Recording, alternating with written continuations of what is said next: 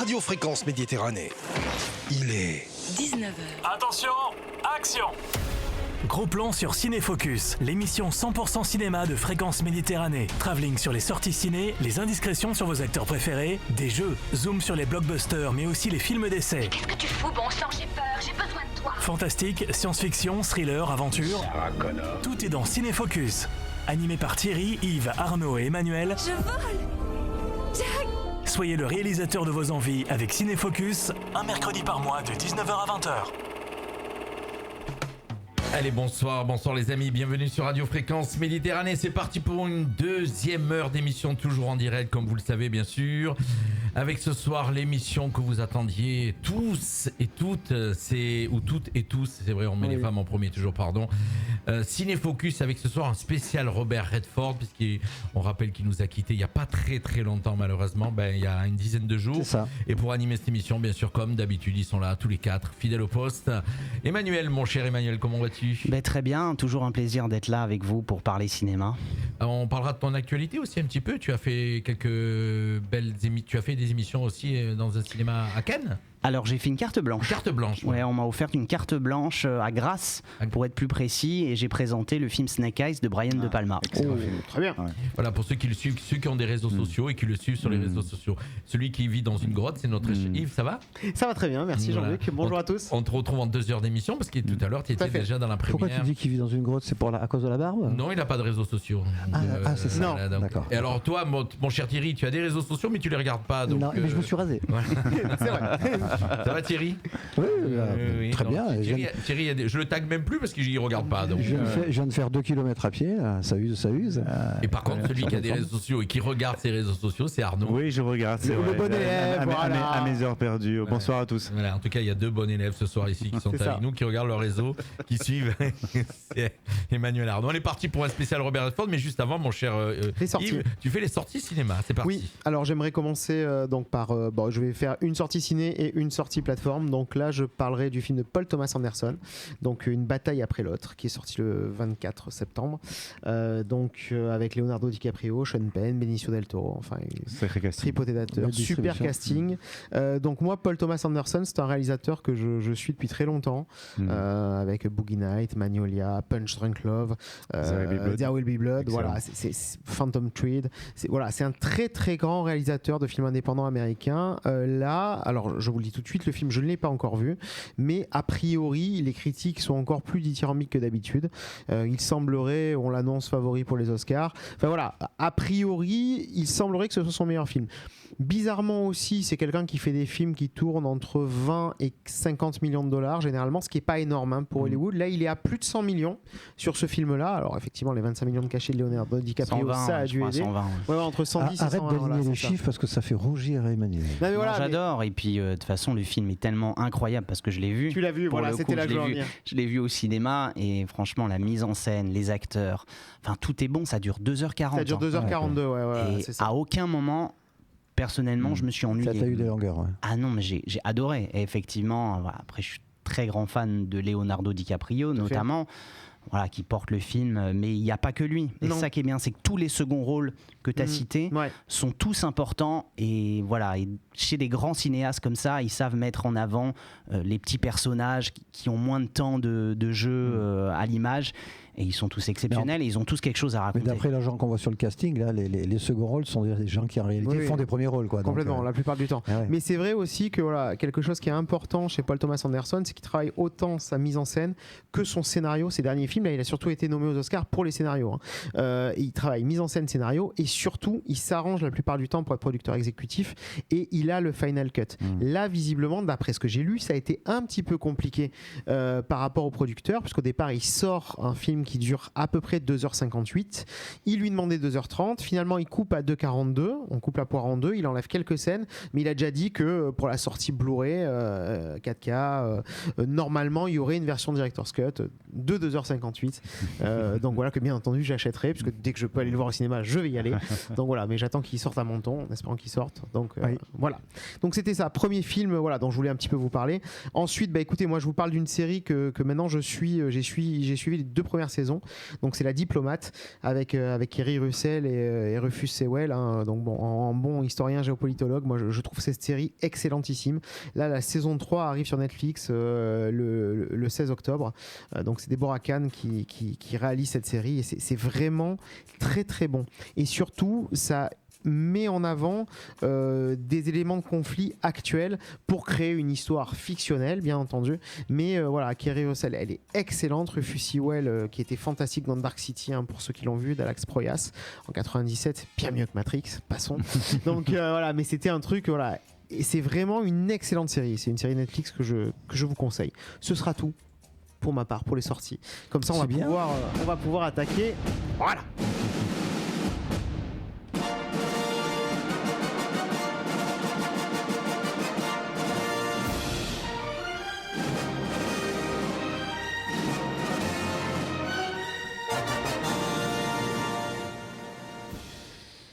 Ça c'est du générique. Quelle entrée. Alors je vous montrerai peut-être juste, voilà, il y en avait plein des unes, mais celle de Télérama était plutôt sympathique.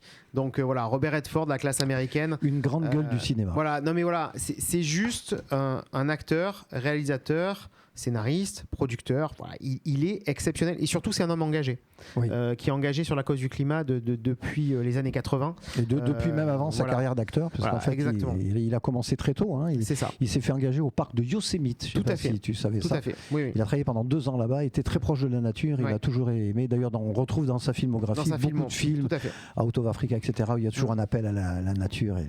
Donc moi, ce que je peux vous dire, bon, je vous Qui briefe. était pour le coup. Qui était. Ah oui, qui était. Voilà, on a dit qui est. On a du mal, envie. Voilà, on a envie. Je précise que ce soir, normalement, c'était pas cette émission-là qui était prévue, qu'on retrouvera donc, le mois prochain. On a chamboulé notre programme parce que, voilà, Robert Redford, moi, je ne pouvais pas, et d'ailleurs, toute l'équipe était d'accord, on ne pouvait pas passer à côté de lui. Donc voilà, donc c'est un acteur américain. C'est vrai que pour la jeunesse d'aujourd'hui, c'est un nom qui parle un petit peu moins parce qu'il est déjà d'une classe un petit peu pas disparu, mais qui forcément il avait 87 ans, donc il était plus tout jeune. Non, puis il a tourné moins de films ces dernières années. Voilà, son dernier film c'est 2018 où il a le rôle principal. Mis entre parenthèses, mais il est dans Avengers. Oui, il a fait c'est son dernier film, je crois. Avengers Endgame. Oui, mais alors il a un micro-rôle, voilà, c'est son dernier film, voilà, il a un tout petit rôle dedans, voilà. C'est 2019, c'est effectivement sa dernière apparition. Mais à côté de ça, bon, je veux dire, ça a quand même été quelqu'un qui a vraiment compté pour le cinéma. Puis d'abord, c'était un des premiers qui avait tout pour lui. Il avait une gueule, il avait une tête. Ça l'a un petit peu desservi au départ parce que c'est pour ça qu'il va. Alors, je vous pitch rapidement. Donc, il est né en 1936, donc à Santa Monica en Californie.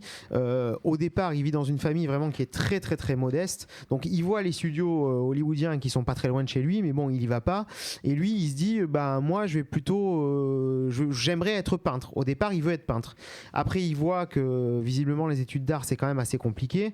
Il va aller à New York, à Brooklyn, à l'Institut Pratt, et là il va prendre des cours de théâtre, et là il va être tout de suite remarqué. Il va jouer dans une pièce, donc Pieds nus dans le parc. Ça donnera un film dans les années 70.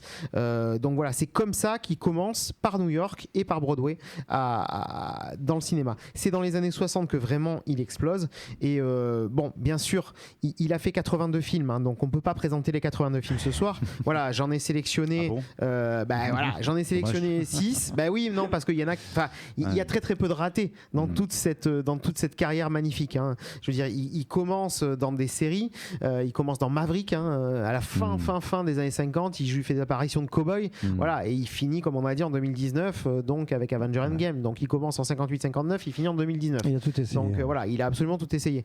Maintenant, voilà, ce qu'on peut dire, c'est qu'effectivement, c'est les années 60 qui lui permettent vraiment, avec des seconds rôles assez marquants, d'apparaître au grand public. Donc c'est pour ça que j'ai sélectionné ce premier film, donc la poursuite impitoyable d'Arthur Penn. Donc Arthur Penn, c'est le réalisateur de Bonnie and Clyde, donc avec Faye Dunaway, Warren Beatty et Gene Hackman. Voilà, moi je trouve que ce film qui est un peu surcoté chez Arthur Penn, c'est clairement son meilleur film.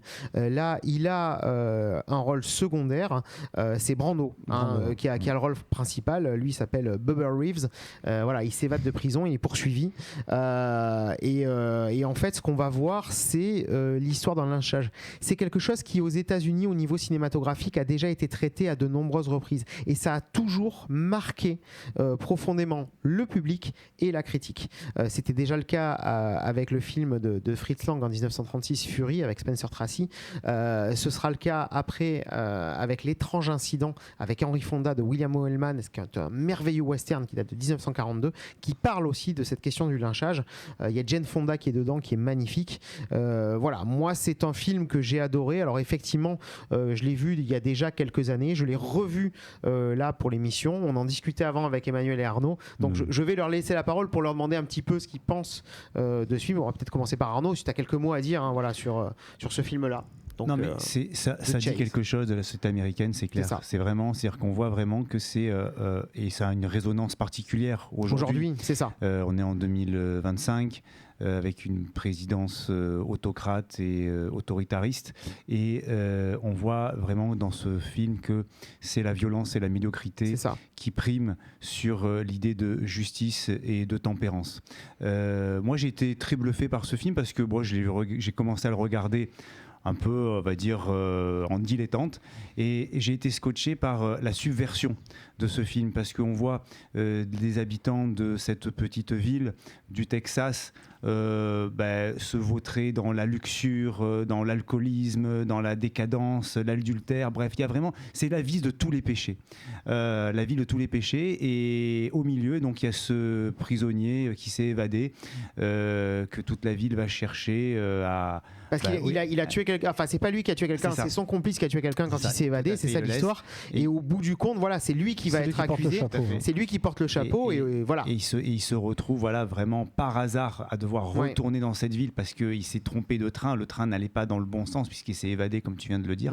Et je terminerai mon propos par la phrase du fils du millionnaire Emmanuel de la Ville, ce fut une folie.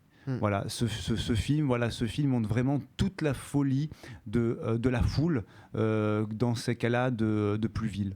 Et c'est vraiment quelque chose qui a déjà été traité dans le cinéma américain, et à chaque fois, je vous ai dit, donc Fury, L'étrange incident et celui-là, c'est quelque chose qui a marqué clairement le cinéma. D'ailleurs, il a eu beaucoup de difficultés, Arthur Penn, à monter le film. Là, on a une version intégrale avec sa version du film, puisque la version qui était sortie sur les écrans avait été légèrement modifiée, très très légèrement. Au bout du compte, en France, il est sorti cette version-là, qui est vraiment sa version du film, et c'est vrai que c'est un film qui est fantastique, quoi.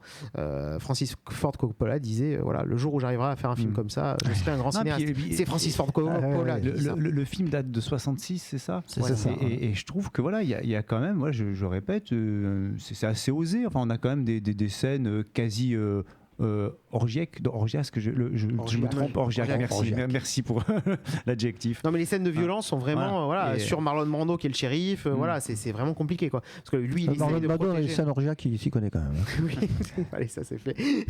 Il y a eu quelques plaintes. Mais bon. Non mais voilà, pour le coup, effectivement, voilà, moi je considère que c'est vraiment un très très bon film des années 60, et tu as peut-être un petit mot à dire? Non, eu plus de difficultés. Ouais, moi je vais être honnête, j'ai eu un petit peu plus de difficultés à regarder le film. Alors le film sur le sujet, comme tu disais Arnaud, tout ça, je trouve ça très très bien. Il y a plein de choses qui sont super, Brando bien évidemment, enfin le casting, Jane Fonda, 3 étoiles. Voilà, je veux dire, il y a plein de scènes importantes, osées cinématographiquement, et ça je trouve ça super. Moi c'est plus sur la forme, où j'ai eu, où des fois sur des films un petit peu plus anciens, et pourtant j'en aime beaucoup, j'ai un peu plus de mal à rentrer dedans, c'est-à-dire sur la mise en scène, où c'est plus lent, sur la lumière, sur le son, sur le mixage, sur les musiques. Voilà, c'est plus ça qui peut me gêner sur un film comme ça. Après, je reconnais bien évidemment que c'est que pour son époque, en fait c'est ça, c'est que des fois il faut arriver à se remettre. Il faut remettre dans le contexte de l'époque. Difficile, ouais, tout à fait. Et je le comprends. Et souvent, quand je conseille des films à des plus jeunes qui n'ont pas vu, je leur dis ouais, regarde ce film-là. Même des films qui ont 20 ans ou 25 ans, même pour eux, il y a une barrière. Ouais. Là, on parle quand même de 60 ans. Voilà, c'est juste énorme. Ce film est étonnant parce que je ne connaissais pas du tout l'histoire. Et moi, je vois La Route impitoyable, alors je m'attends à une énième histoire de course-poursuite avec un évadé, Marlon Brando, et pas du tout. Non, pas du tout, c'est vraiment pas ça. Ouais, tout à fait. Voilà. Oui, non, le sujet était quand même c'était assez osé, quoi, de traiter ça comme ça. En plus, pour pas un premier rôle, mais presque un rôle important pour Redford, de suite, il marque de son empreinte. C'est clairement en 66, voilà, je l'ai mis parce que c'est par ce film, c'est avec ce film qui prend ses galons vraiment d'acteur. Et c'est après qu'on va commencer à lui proposer ou des rôles principaux annexes, on va dire, où il y a un autre acteur aussi important ou une actrice importante, et vraiment des rôles essentiels. Après, on arrive dans la décennie des années 70, où là, il explose complètement. Mais c'est vraiment avec, excuse-moi de te couper, mais c'est avec Butch Cassidy. Complètement. Qui en 69, c'est ça. 69, qui devient une star. Alors, effectivement, il est en co-rôle. C'est ça. Mais avec Paul Newman. Avec Paul Newman, qui va retrouver plus tard dans L'Arnaque. Film de George Roy Hill, qui fera L'Arnaque aussi. 4 ans plus tard. Voilà. Donc, pour L'Arnaque, il gagne tout. D'ailleurs, George Roy Hill, le film, il prend 7 Oscars, il est nommé 13 fois. Enfin voilà, c'est ce film-là, je ne l'ai pas sélectionné, mais effectivement, excellent film.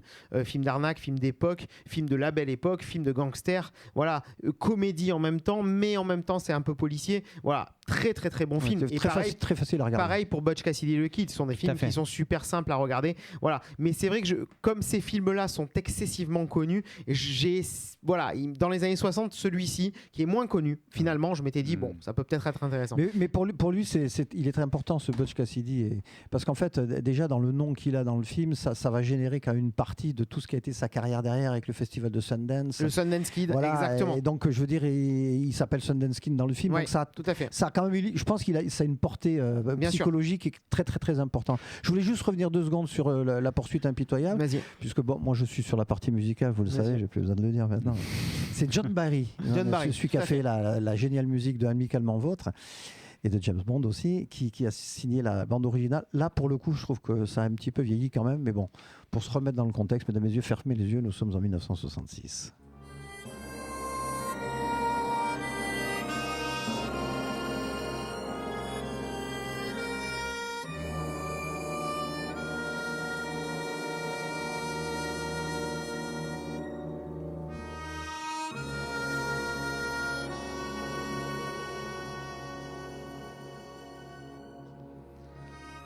Quand on écoute ça, c'est simple, la musique de film. Des fois, c'est pas très compliqué.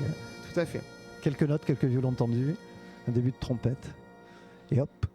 Alors, le film préféré de Robert Redford dans cette décennie, donc là on passe aux années 70, c'était Jeremiah Johnson de Sidney Pollack. Il va tourner énormément de films avec Sidney Pollack, mais comme on les connaît quasi tous, je n'ai pas sélectionné de films avec Sidney Pollack. Mais regardez Jeremiah Johnson, parce que comme l'a dit Robert Redford, c'est pour ça que je me permets d'en parler un petit peu, c'est le film qui est pour lui, celui qui représente le plus sa vraie personne. C'est-à-dire, on met de côté l'acteur, on parle de Robert Redford, le militant écologique, de Robert Redford, la personne qui a besoin d'être dans la nature, de Robert Redford, la personne qui aime la nature, qui aime les gens profondément. Et c'est ce qu'on voit. Voilà. Et c'est ce qu'on voit dans Jeremiah Johnson. Et c'est vrai que voilà, ce film-là, qui est vraiment dépourvu de tout, il est tourné par -20. Voilà, ils ont des peaux de bêtes dessus. Il joue le rôle d'un trappeur, donc Jeremiah Johnson.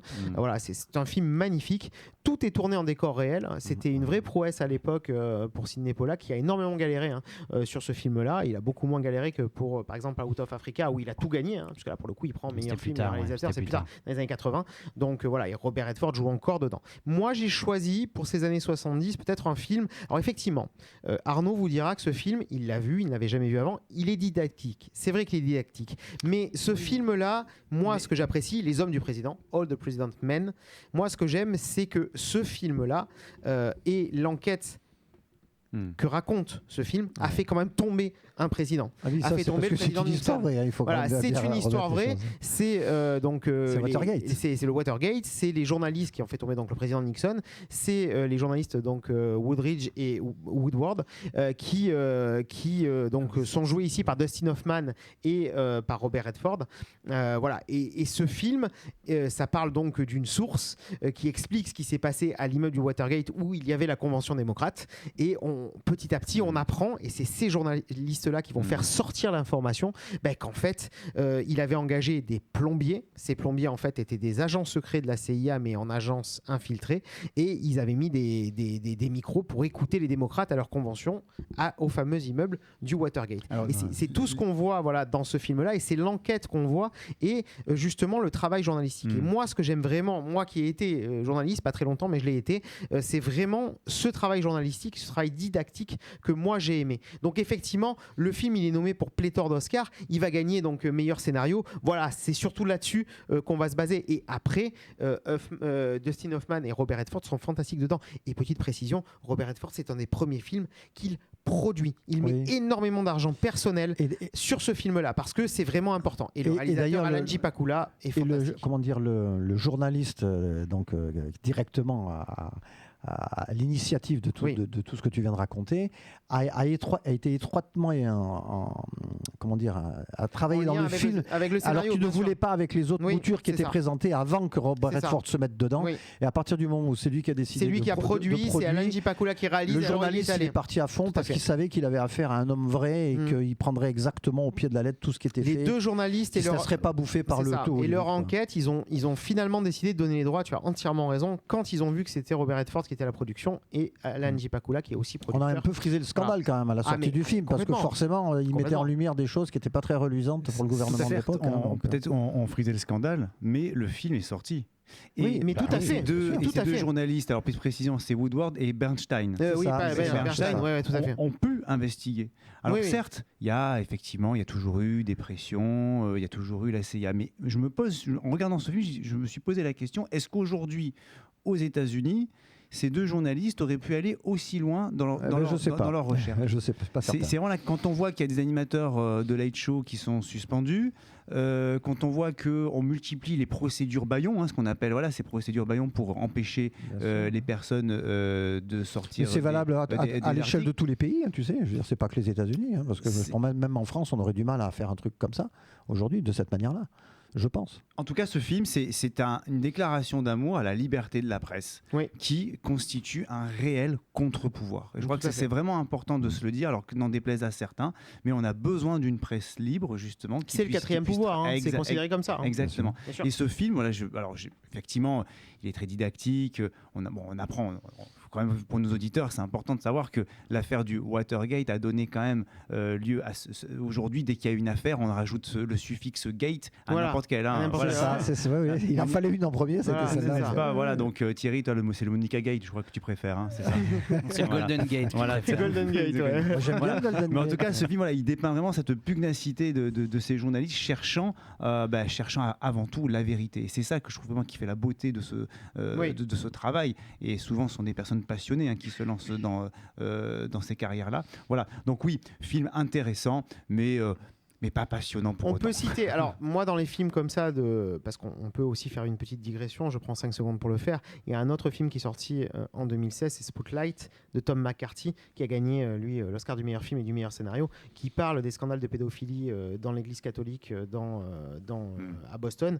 Et voilà, c'est un film, donc Spotlight, ce sont des journalistes d'investigation qui vont investiguer et trouver des informations et qui vont faire tomber l'évêque de l'époque. Enfin, voilà, et c'est un film magnifique et fantastique et c'est du même acabit que Les Hommes du Président. Mais je pense que ce film-là, Spotlight, n'aurait pas pu être fait si on n'avait pas eu en 76 Les Hommes du Président. Parce que c'est vraiment un film matriciel sur le travail journalistique. On avait déjà vu des films journalistiques, des films de Samuel Fuller par exemple, Première à la Une dans les années 50. Voilà, c'était des films qui étaient intéressants, mais on n'avait pas cette recherche de vérité et on se basait pas la plupart du temps sur des histoires vraies. Là, c'est le cas. Et c'est ce qui fait toute la force de ces films-là.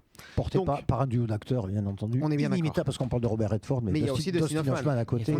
Et tu as de plus en plus de films maintenant qui sont basés de faits réels. Exactement. Et c'est ce que les gens cherchent à faire, à voir. Bien sûr. Pour le coup, c'est vrai que je suis bien placé. J'essaie souvent de trouver des faits réels pour m'inspirer pour un créer scénario. un scénario. Parce que, en fait, tu vois que le public Il a envie de ça, il a envie de vérité, et à côté il a envie de Marvel, des trucs improbables. Oui, mais après c'est vrai que quand on part sur un fond de vérité, c'est ce qu'on pourra dire après, avec All Is Lost par exemple, qui part d'un fait divers, parce que c'est un scénario original, c'est le dernier film que je vous présenterai aujourd'hui, donc voilà. Alors là maintenant je vous parle d'un film, voilà. On peut 2 secondes. Vas-y, tu veux David Shire a signé la musique. Allez, on y va. Je vais l'envoyer tout de suite. Allez, on voit.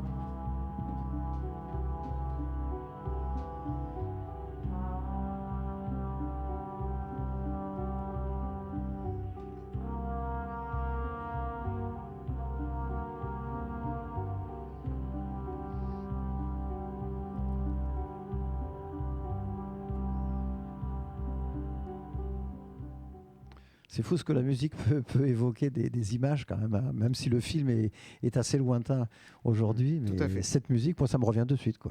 Ah mais on est d'accord. Je revois Robert. C'est ça. Alors là, là, tu vas pas le voir, Robert, parce que là, il ne joue pas dedans.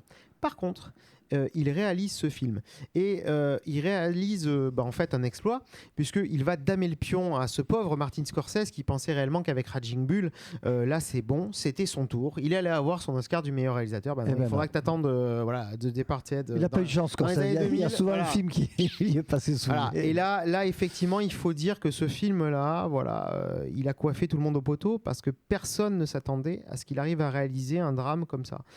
C'est une histoire familiale, c'est une histoire psychologique. Timothy Hutton dedans est fantastique, Donald Sutherland aussi. C'est un film qui est difficile.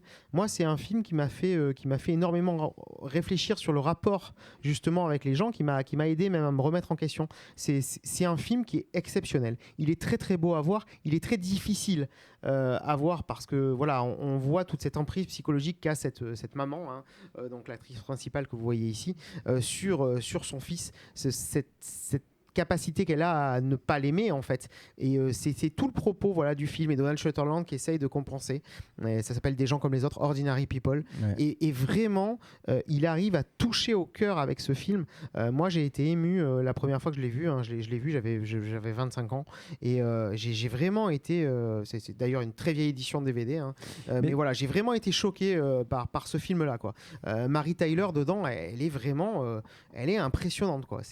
Mais je trouve que dans la démarche des gens comme les autres de Redford, on retrouve un petit peu chez Clint Eastwood exactement la même façon de traiter, avec un type qui est venu presque de nulle part, je veux dire entre guillemets, et qui a réussi vraiment à faire, alors que personne ne l'attendait au virage, à faire des compositions magistrales, avec une vraie humanité qui se dégage toujours de tous les personnages. Enfin, moi je suis un admirateur, on le dit plus maintenant tous ici à cette table, de Eastwood, mais on est exactement dans le même genre de démarche là. Il a su toucher le cœur de ses acteurs, et il a touché le public forcément, obligatoirement, ça découlait de source. Et ce qui est fou avec ce genre d'acteurs, comme tu dis, ou d'autres, c'est que ils ont d'abord été reconnus ou avoir un prix en tant que metteur en scène, avant d'avoir eu des prix en tant qu'acteur. Alors qu'à la base, ce sont des acteurs incroyables. C'est vrai. Et il n'aura jamais l'Oscar du meilleur acteur. Il a été nommé plein de fois. Il a eu un Oscar d'honneur.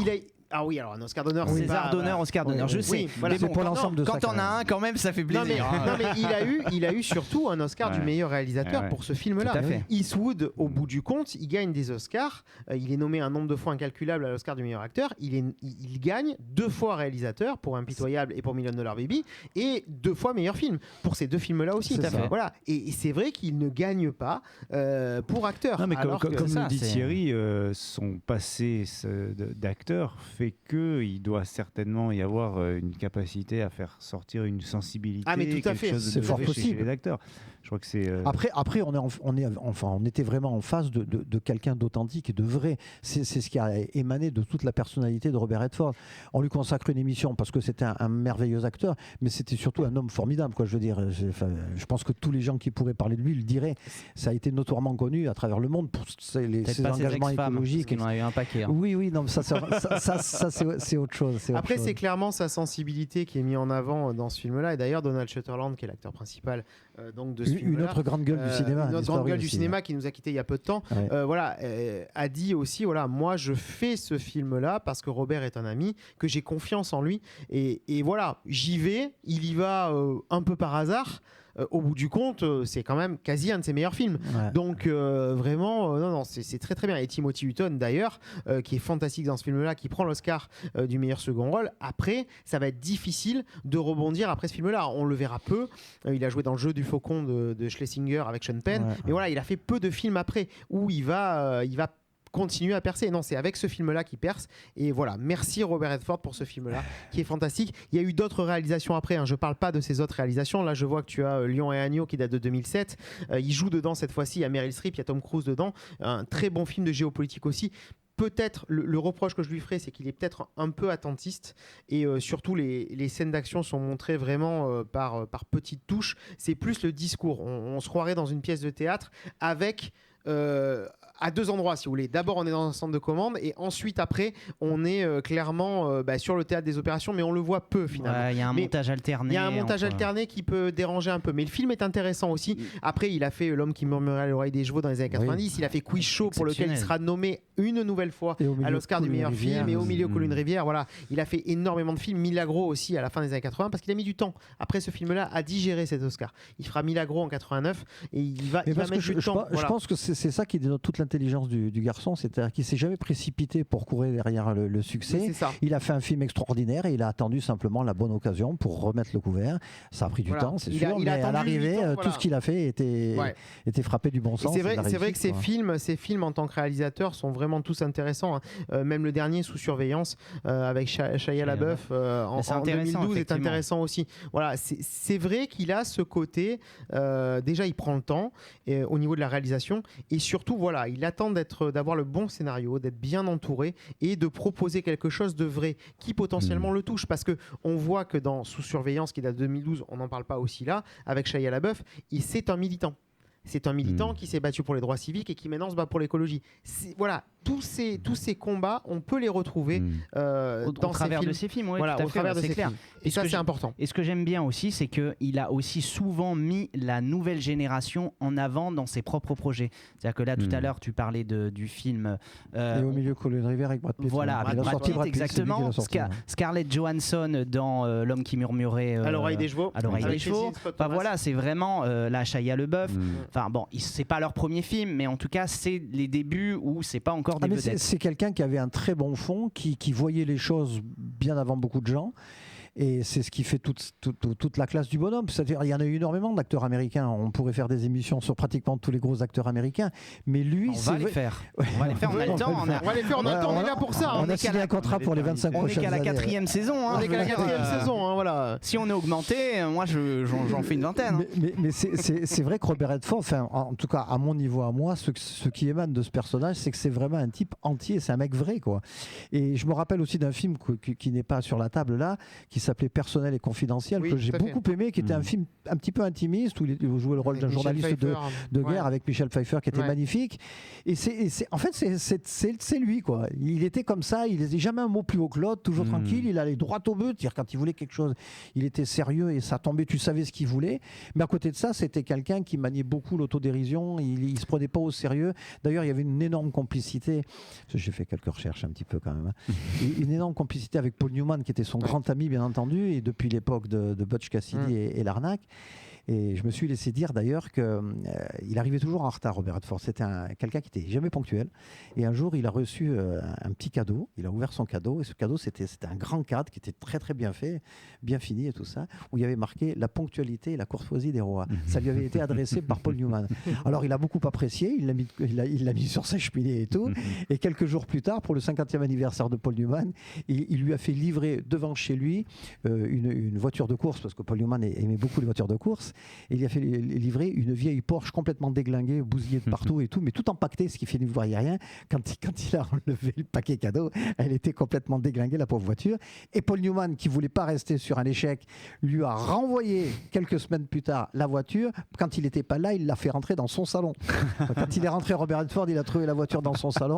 Et pour terminer l'affaire, Robert Redford, il a fait venir des sculpteurs et tout. Ils en ont fait une compression à la César avec une grande sculpture qui a été livrée dans le jardin Il faut déjà avoir un grand salon pour faire rentrer sa voiture dedans. Hein. Oui, mais enfin bon, et du pognon aussi, parce que pour faire livrer ça. On va dire qu'avec la carrière qu'ils ont fait, c'était pas le problème. Donc c'était pour vous dire qu'effectivement, donc c'est quelqu'un qui se prenait pas tellement au sérieux. Il mangeait la vie par les deux bouts. Et puis voilà. En fait, c'était lui au travers de ses films, avec des rôles qui ont été plus que marquants d'ailleurs. Oui, tout à fait. Mais je crois qu'il faut mettre l'accent sur le fait que c'était d'une manière une et indivisible une belle personne. Oui, mais est-ce qu'on peut dire qu'à l'écran, il était Robert Redford? Parce que si on regarde son panel de jeux, je vais être un petit peu critique, il a un panel relativement restreint. Si on regarde par rapport à ses mimiques, à son jeu, c'est totalement fait sa je sais pas ce que vous en pensez. Est-ce que je sais qu'on fait une géographie ce soir on fait pas une géographie, mais regarde, je me permets quand même d'apporter une critique. Je suis entièrement d'accord avec toi et je me permets de rebondir sur un personnage. Non, mais la géographie, ça me va très bien. Sur un personnage qui s'inspire librement de Robert Redford, c'est Ryan Gosling. Ryan Gosling, c'est le Robert Redford des années 2010. Ah, mais complètement. Récemment, il est dans une certaine autodérision qui fait qu'il dévie de cette trajectoire. Exactement. Oui, enfin, depuis 2-3 films, hein, parce que les films des années 2010, ce n'est que ça. Hein. Du contemplatif, une bonne tête de blond. Mais on voit que c'est pas naturel. On voit que c'est surjoué chez Ryan Gosling quand même. Alors que chez Robert Redford, c'est chez Robert la classe américaine. La classe américaine. Pour reprendre le titre de la couverture de. Alors ce film-là, c'est vraiment la classe américaine. Moi, c'est le film le plus intéressant que je trouve des années 90 qu'a fait Robert Redford. Donc c'est une réalisation de Phil Alden Robinson, donc à qui on devait Jusqu'au bout du rêve avec Kevin Costner, excellent film de fantôme avec Burt Lancaster dans un de ses derniers rôles, 1988, un film génial. Il y a encore une sur le baseball. Là, c'est exceptionnel. On a Dan Aykroyd, Ben Kingsley, Mary McDonnell, River Phoenix dans son dernier rôle, Sidney Poitier, David Starten. Voilà, ça c'est un film d'espionnage. Il est vraiment excellentissime. On passe un très très bon moment. Désolé pour la géographie, mais moi ce film-là, je peux le regarder 10 fois. Comme toi, on en parlera tout à l'heure, Spy Game, t'es à 15 fois. Moi, je dois être à 15 aussi. Manu, il est à 18. Et Thierry, il a pas vu, mais c'est pas grave. Mais voilà, je déconne. Mais tout ça pour dire que effectivement, on a besoin de ces films-là, des films qui claquent, des films qui envoient. C'est vrai. Et ce film-là, c'est une espèce de mission impossible. Un petit peu pour personnes âgées, hein, parce que Sidney Poitier dedans il commence déjà à être âgé, Robert Redford un petit peu aussi. À la Ocean's Eleven. C'est un peu le Ocean Eleven des années 90, mais hyper tranquille. Voilà, tu te marres, tu rigoles, tu passes un bon moment et c'est vrai que moi j'ai vraiment adoré quoi. Ce côté couverture qui se lève, déjà l'affiche me plaisait bien et c'est vrai que j'ai vraiment bien aimé ce film. Phil Alden Robinson, c'est un réalisateur qui est un peu particulier parce qu'il touche un peu à tout. Il a pas un style fixé, on va pas dire il fait que des policiers, il touche vraiment un peu à tout. Le film Jusqu'au bout du rêve avec Kevin Costner, au départ c'est un fermier dans l'Iowa qui va entendre des voix et qui va se retrouver à faire un terrain de baseball, et là sur ce terrain de baseball il y a des fantômes qui vont venir jouer sur son terrain de baseball, et c'est des fantômes des années 30 et des anciens joueurs de baseball. Il y a Burt Lancaster qu'on voit dans ce film là. Il est émouvant et c'est un film fantastique. Et c'est vrai qu'il a cette capacité. C'est pour ça que Robert Redford l'a choisi pour la réalisation, parce qu'il est encore une fois à la production. Il avait cette sincérité, cette sensibilité qui plaisait à Robert Redford. Et quand on lui a proposé le projet, il a dit moi je le fais si c'est le réalisateur de Jusqu'au bout du rêve qui vient et qui réalise. Pas de souci. Il a jamais fait du cinéma alimentaire pour manger quoi. À chaque fois il y avait vraiment une cause derrière. Il était motivé jusqu'au bout, passionné. Non, parce que dans les années c'est ça qui ressort aussi dans les années 90. filmographie. On pourrait parler de Proposition indécente, qui est pas un film avec Demi Moore qui est génial, mais il l'a juste fait parce qu'il aimait bien Demi Moore. C'est ça. Et il a dit, si elle joue dedans, bon, en plus je lui fais un petit bisou, bon, moi je joue dedans aussi, allons-y. Mais c'est vraiment ça. C'est voilà, il est au coup de cœur, il est à l'instinct. Et c'est rare, c'est rare. C'est assez parce rare. Que et c'est ce qui est intéressant. Dans la filmographie des grands acteurs, il y en a beaucoup qui malheureusement de temps en temps se sont un petit peu loupés parce qu'il fallait bien faire un rôle. Mais il fallait payer ses faire impôts, de voilà, c'est ça. Comme on dit, et Nicolas Cage, tu nous entends, désolé, hein, mais bon, voilà. Lui, il a jamais été présenté l'excellent Snake Eyes. Nicolas Cage, il est à 120 films. Il y en a 10 qui sont excellentissimes. Snake Eyes, au passage, fait partie des. Surtout de Palma, voilà. Surtout de Palma, le boss des boss. Voilà, mais on est bien d'accord là-dessus. Mais tu vois, voilà, c'est quelqu'un que moi j'aime beaucoup et qui, se perd un petit peu. Moi aussi, je l'adore. Lui, il s'est jamais perdu. Je vais envoyer aussi la bande-annonce, la musique. La bande originale est signée James Horner quand même. Regretté James Horner parce qu'on a oublié que malheureusement il n'est plus parmi nous. Celui qui avait fait la musique de Titanic, entre autres, on va tous les citer, et Braveheart. C'est ça.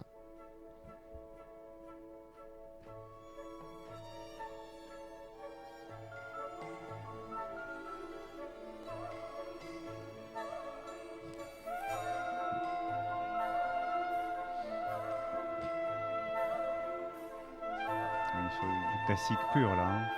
Oui.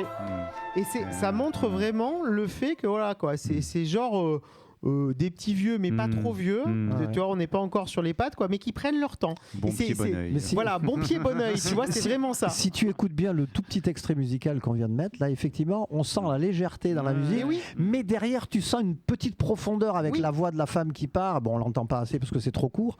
Et puis d'ailleurs, j'aime bien le petit titre qui accompagne la pochette où il y a marqué: nous pouvons vous dire de quoi il s'agit, virgule, puis bien sûr, il faudra vous éliminer. C'est exactement ça, c'est bien ça, parce que ça te met tout de suite dans le coup, tu vois, tu dis ah ben oui, là, finalement je vais peut-être aller le regarder ce film. Ça le titre américain c'est Sneakers, voilà, celui-là, allez-y les yeux fermés.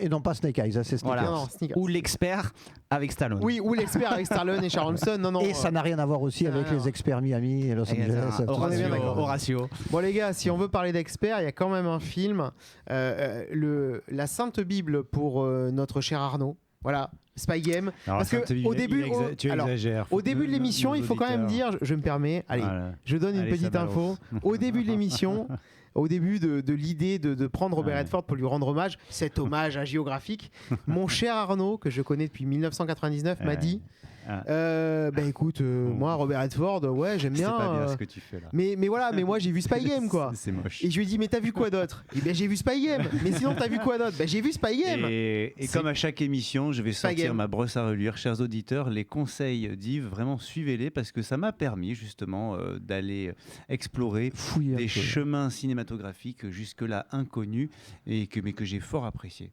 S'agissant de Spy Game, je ne suis pas le seul autour de cette table à l'avoir apprécié, puisque mon voisin d'en face l'a adoré. Spy Game. Je te laisse en parler en premier. Tony Scott, donc réalisé par Tony Scott. Et réalisation nerveuse. Réalisation très nerveuse. De toute façon, ça a toujours été le style de Tony Scott. Voilà, la caméra à 100 à l'heure, ça va de partout, des zooms, des dézooms.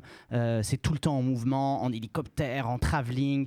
Un montage nerveux. Enfin, tout ce que j'adore en fait. Vraiment, c'est vraiment c'est le chantre du film d'action, lui. Hein. Et ça, c'est voilà, ça fait partie de mes films fétiches. C'est un de ses meilleurs films. D'espions. Il n'empêche que l'histoire est très agréable et très facile à suivre, puisqu'on a vraiment, elle est organisée de manière. C'est un scénario qui est très malin. Donc juste pour nos auditeurs qui ne l'ont pas encore vu, on est en 1991. C'est le dernier jour de l'agent de la CIA Nathan Muir, joué par Robert Redford, puisqu'il va partir à la retraite, et son ancien élève, son ancien poulain, Tom Bishop, joué par Brad Pitt, a été arrêté dans une prison chinoise dans le cadre d'une mission non officielle, alors qu'une visite des États-Unis, du président américain, est prévue pour conclure des accords commerciaux. Et donc le film va dérouler la relation qu'a pu avoir Nathan Muir, Robert Redford, avec Brad Pitt. On assiste là, bien entendu, à un passage de relais. Je crois que c'est clair. Parce que si on regarde, alors à la fois c'est assez troublant parce que si on regarde des images d'archives de Robert Redford plus jeune, c'est assez incroyable. Non, évidemment, comme tu l'as dit, c'est nerveux, mais pas non plus épileptique. Non. On n'est pas sur Man on Fire, qui est excellentissime. Exactement. On retrouve des éléments visuels communs avec Ennemi d'État qui est sorti 3 ans auparavant, en 98. Tout à fait, c'est ça.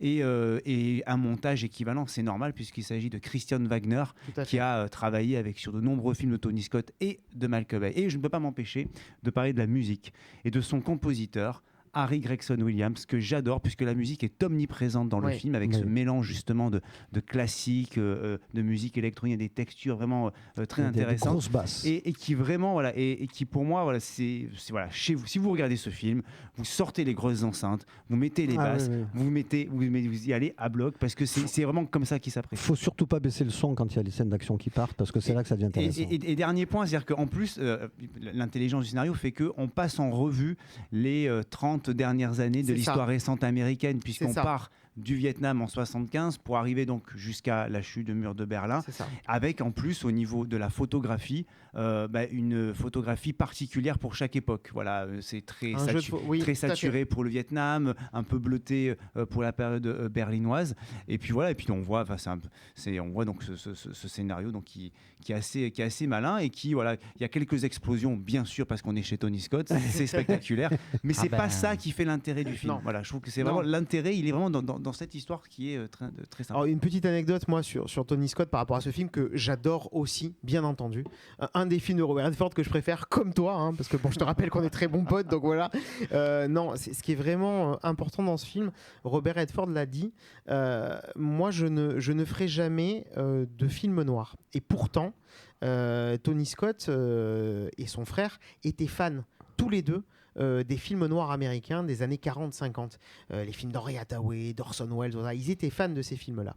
Et dans ce film, il n'a pas du tout fait un film noir, il a fait un film d'espionnage sur plusieurs décennies, mais il utilise effectivement le retour en arrière. Et ça, c'est quelque chose qu'on va retrouver avec la pensée ancienne. On voit des images qu'on va retrouver dans le film noir. Et c'est une sorte d'hommage détourné, il l'a dit dans une interview que j'ai vue dans Première, à sa façon au film noir américain. Alors qu'en fait, c'est vraiment, ça n'a rien à voir. Hein. C'est un film d'espionnage, mais effectivement, on voit des voix off qu'on retrouve dans les films noirs. On voit ce retour en arrière qui explique l'action et qui permet une avancée de l'action. Parce que comme tu l'as dit, le scénario, il est malin, c'est intelligent, c'est un film d'action, c'est fantastique. Brad Pitt, il est beau comme un dieu. Robert Redford, les deux. Hein. Attends, il a sa vieille Porsche, il a la veste en cuir, et là tu te dis, mais le mec, il est démentiel. Et vraiment, voilà, regardez-le jusqu'à la fin. On peut le voir 10 fois, il n'y a pas de souci. À chaque fois, on le redécouvre. Il est fantastique. C'était celui-là qu'il fallait mettre pour les années 2000. Et Tony Scott nous manque parce que Tony Scott nous manque. est décédé il y a manque un paquet d'années maintenant. Oui. Malheureusement. Mais il manque surtout beaucoup à son frère puisqu'ils avaient fait ensemble la société de production avec Scott Free. Et c'est vrai que voilà, bon, il était malade, il a décidé de se suicider. Voilà, c'est une fin tragique. Mais c'était un très très grand réalisateur parce que comme tu l'as dit, que ce soit Crimson Tide, USS Alabama, que ce soit Ennemi d'État, qui est un film fantastique qui avance en fait tout ce qui va se passer dans l'histoire américaine des années 2000 avec la guerre en Irak, tout ça, c'est fantastique. Voilà, Man on Fire, déjà vu. Je crois qu'il déjà faudrait qu'on fasse une émission sur Tony Scott parce qu'il y a là aussi, ou sur les frères Scott. On a fait Ridley Scott déjà. Il y a un vrai sous-texte. On a fait Ridley Scott. Il y a un vrai sous-texte politique puisque et je terminerai là-dessus, puisque ces derniers films étaient carrément des films sociaux. Mais oui. Unstoppable, l'attaque du métro 123. On voyait il y avait un message social, vraiment populaire qui était assez étonnant et pas déplaisant. Et comme Robert Redford, je me permets, je t'en prie. Comme Robert Redford aimait beaucoup et surtout Ennemi d'État, les films une nouvelle fois de Tony Scott, c'est pour ça qu'il a accepté de jouer dedans. Il y a toujours une relation de cause à effet.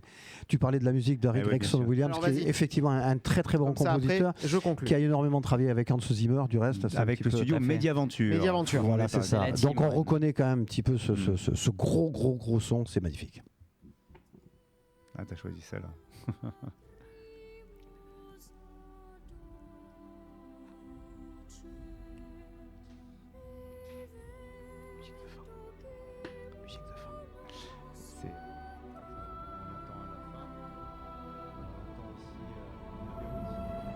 Sur le moment de l'explosion de Beyrouth.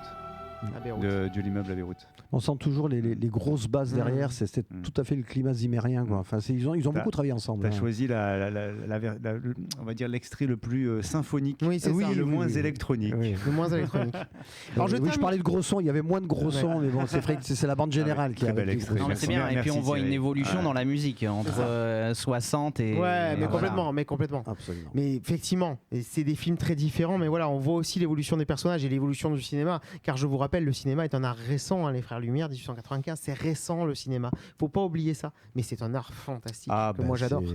Donc c'est un art majeur. Ce film-là, c'est une œuvre d'art. Pourquoi c'est une œuvre d'art ? Parce que dans ce film, il y a un seul acteur qui est quasi à 80 ans et qui ne parle pas. Qui ne parle pas dans ce film. Tout est et là, il joue.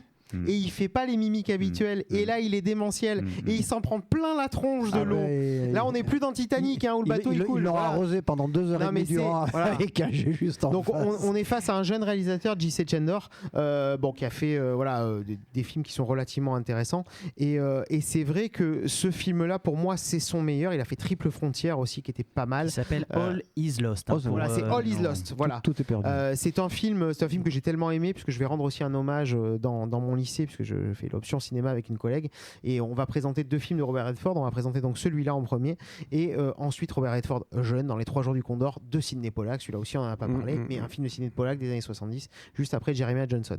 Celui-ci, pourquoi il est magnifique? Parce qu'en fait, on voit un homme qui est pris par la nature, qui galère, c'est l'instinct de survie, qui en chie, c'est l'instinct de survie. Et c'est tiré en fait d'un fait divers.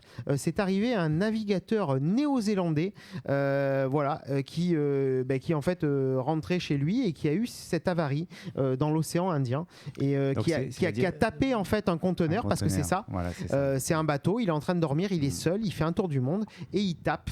Dans un conteneur et donc voilà. Après, le bateau est en avarie, il essaye de le réparer et là il se prend une tempête sur la tronche et voilà. Et c'est que ça. Tout le conteneur de chaussures. Un conteneur de chaussures. Un conteneur de chaussures. Si ça avait été un conteneur de palme, il aurait peut-être pu s'enfuir à la nage, mais là c'était des chaussures. Un conteneur de bateau, c'était encore mieux. Excellent. Ouais, mais alors à titre informatif, pourquoi ça a intéressé Robert Redford aussi? D'abord parce qu'il aimait bien Chelsea Gendor et il y a le message écologique. N'oublions pas que c'est un militant écologique. Il a aimé ce film pour la scène de départ, quand le conteneur de chaussures chinois qui vient de Chine relâche les chaussures dans l'océan et que ça tombe à la mer et que voilà, ça lui abîme le bateau et que qu'est-ce qui va se passer? Regardez ce film. Il est très très inventif d'ailleurs, c'est là qu'on voit que l'instinct de survie qui peut arriver à tout un chacun, n'est-ce pas, hein? Quand on est dans une situation quasiment désespérée, on peut avoir des intuitions géniales et là c'est vraiment le MacGyver de la voile. Il répare avec des bouts de ficelle, etc. Il arrive. Enfin, bon, on va pas tout vous spoiler. Regardez le film, c'est très intéressant, mais très inventif. Ce que je retiens de ce film, pour moi, c'est limite toute la filmographie de Robert Redford dans ce film-là. Mais oui. Tu parlais tout à l'heure de son jeu d'acteur. Mais en fait, là, il y a quasiment aucune scène où le mec il pète un câble. Alors que moi, le premier, j'aurais crié comme un fou parce que voilà, ça c'est. Le mec, il est posé, il est réfléchi, il analyse. Mais c'est un vrai skipper. En fait, il joue vraiment c'est ça. Oui, mais un skipper réagirait comme ça. Oui, je sais pas ça. Après, je pense que t'as des moments de panique, certainement. Je pense qu'il y a quand même un moment, vu ce qu'il prend, où tu te dis, moi je pousse une petite gueulante. Il y a qu'un moment. Il y a qu'un moment où il craque quand il est dans son petit canoë. Voilà, c'est le seul moment où il crie. Mais en fait, dans quasiment 1h45 de film, 1h40, voilà. Il ne parle pas. Ah non, c'est-à-dire que le film est silencieux, il y a un peu de musique. Un petit peu mais léger, c'est vraiment très en filigrane. Du mixage, de l'eau, et ça donne un truc une super connotation fort, en fait. spéciale. On est sur la solitude, en fait. Sur la solitude et on est sur un océan infini et en même temps c'est un huis clos. Parce que c'est ça aussi qui est intéressant dans ce film-là. Au niveau mise en scène, c'est vraiment intéressant. Et d'ailleurs, J.C. Chendor, on le prend par en dessous, on le prend par le haut, on le prend dans des coins un peu recroquevillés dans le bateau. Voilà, c'est ça qui est vraiment intéressant. On le filme sous toutes ses coutures, quoi. Et c'est vraiment ça qui est super intéressant. Et c'est compliqué, un seul en scène, que ce soit au théâtre ou que ce soit au cinéma. Il y a peu de films où tu as un seul en scène qui tient vraiment la route. Il est magnétique. Tu ne peux pas t'appuyer sur le jeu d'un acteur ou d'une actrice à côté de toi. Tu es obligé vraiment de penser, je sais pas si d'y penser, mais d'avoir une performance qui soit linéaire pendant tout le film parce que tu es tout seul. Quand tu fais un film comme ça où il n'y a qu'un acteur au centre pendant 1h50, déjà tu as intérêt de prendre une vedette et tu as intérêt de prendre un super acteur. Et puis un acteur charismatique, parce que c'est vraiment ça. Oui, puis c'est son charisme naturel. Pour le coup, c'était un Robert Redford très vieillissant déjà, parce qu'il est vraiment amoindri physiquement dans le film. Il a quasi 80 ans. C'est ça qui redonne encore. Il a quasi 80 ans et c'est comme ça que j'ai perçu le film. C'est-à-dire comme un message sur la vieillesse et la finitude irrémédiable. Voilà, il y a quelque chose qui va arriver, qui est la mort. On est dans un âge où on mais lui se dit pas comme ça. Et voilà, alors certes, on peut l'envisager comme un film de survie classique, pourquoi pas, mais ce n'est pas du tout comme ça. Le film est d'une poésie quand même assez incroyable. Il y a des messages, je trouve, symboliques qui sont très puissants. Je laisserai nos auditeurs interpréter la fin. Oui. Parce que on a vraiment une fin qu'on peut interpréter Donc ne dis rien, comme on veut. Mais en tout cas, voilà, moi j'ai trouvé avec son visage justement très marqué par les années, avec tout ça. J'ai vu ça comme un message sur la vieillesse et l'annonce de la fin de la carrière et l'annonce de la fin. C'est un film hommage en fait. J'ai l'impression. Voilà, on a envie de voir ça. On voit son jeu ou son sous-jeu ou son infra-jeu, on peut dire. On en parlait tout à l'heure. il est exceptionnel. Il est magnétique. Le film aurait pu s'appeler presque All is not lost, parce que tout n'est pas perdu non plus, puisque justement, il essaye de survivre par les moyens les plus ingénieux possibles. Toute petite anecdote aussi, je disais tout à l'heure, tu disais qu'il a pris de la flotte dans la gueule pendant tout le film, ce qui est la vérité. Mais souvent, c'est que dans les studios hollywoodiens, ils ne sont pas à ça près, n'est-ce pas, au niveau des effets spéciaux. Donc il y avait quelqu'un qui l'aspergeait avec un tuyau d'arrosage, et il en a tellement pris de la flotte, il en a tellement pris qu'il s'est déclenché une otite récurrente. Il a perdu presque 30% d'ouïe. À la suite de ce film. Oui, mais c'est pas grave, à 79 ans, c'est pas grave. Son âge, c'est pas. Oui, 79 ans, c'est pas grave. Voilà, bon, moi, j'en ai déjà perdu 45 sans prendre de la faute dans la gueule, mais chacun son truc. Hein. Mais non, voilà, c'était. Je trouvais intéressant qu'on clôture cette émission avec ce film-là. Il en a fait d'autres après. Hein. Il a fait The Old Man and the Gun en 2018, mais voilà, qui est très sympa, mais qui est vraiment moins intéressant que celui-là. On peut dire aussi sur Robert Redford, pour conclure, que voilà, c'était aussi un militant écologique. C'est quelqu'un qui a créé un festival, le festival du film indépendant, le festival du film de Sundance. Il n'a pas vraiment créé. Il existait déjà, il l'a récupéré. Il a changé de nom. Il a changé le nom. Et il en a fait effectivement un festival international. Pour le cinéma indépendant, c'est-à-dire qu'il donnait la part belle à des petits réalisateurs qui n'avaient pas forcément la lisibilité qu'il peut avoir. Tarantino avec Réservoir Dogs. Qui sont sortis, absolument, bien sûr. Et c'est vrai que voilà, il a toujours eu, il l'a toujours dit, quand il est allé quand il est allé à l'ONU en 2017, il a dit voilà, je viens devant vous, je m'excuse, je suis un acteur, producteur, réalisateur, mais voilà, je suis surtout un être humain et je suis surtout un militant écologique. Parce que la cause écologique, pour moi, est essentielle. C'est pas en 2017, c'est en 2015, il est allé à la COP de Paris, voilà, la fameuse COP 21. Et voilà, il a parlé pour la nature, il a parlé pour l'endroit où il vit, il a parlé en tant qu'humain et en tant que son objectif, c'est vraiment la préservation de la nature et de l'humanité, si possible, hein, puisqu'on est un petit peu autodestructeur. Donc voilà, je terminerai là-dessus, mais voilà, c'était important, je pense, qu'on fasse vraiment une émission sur un acteur, un réalisateur, un producteur aussi bon que Robert Redford, aussi exceptionnel que lui. Merci Monsieur Redford, vous allez terriblement me manquer. D'une classe folle, une vraie gueule de cinéma et en même temps une vraie gueule de gentleman. Et franchement, on dit toujours que ce sont les meilleurs qui s'en vont. Bon, il a bien vécu, 87 ans, et on a fait la dernière émission hommage, c'était sur Michel Blanc qui est parti beaucoup plus tôt. Oui. Mais on a fait ces émissions hommage parce que c'était chacun dans leur style des vrais grands monsieur. Des vrais grands monsieur, on est bien d'accord. Un grand merci les amis. Merci à toi Jean-Luc. Le mois prochain, vous nous prévoyez quoi? Alors le mois prochain, c'était l'émission qui était prévue pour ce mois-ci, c'est-à-dire une spéciale remake, les remakes de films. D'accord. Et on a choisi une sélection de films. Les voici préquels. Voilà. Dans les remakes, pas les préquels.